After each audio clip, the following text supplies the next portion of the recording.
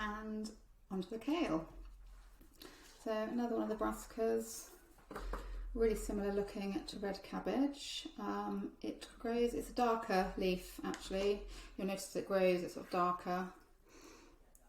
And I didn't water this one because it was one of the ones that I had watered earlier that was very, it had a lot of water before. So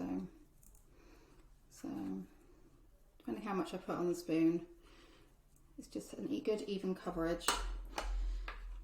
Because again, sometimes when you plant them too sparse, that can cause problems with them growing.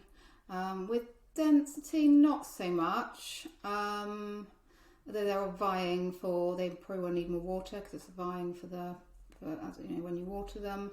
And sometimes they can clump together, but you can look, I've posted some things in the group about that, and again how you can solve that, but it's usually not a big issue.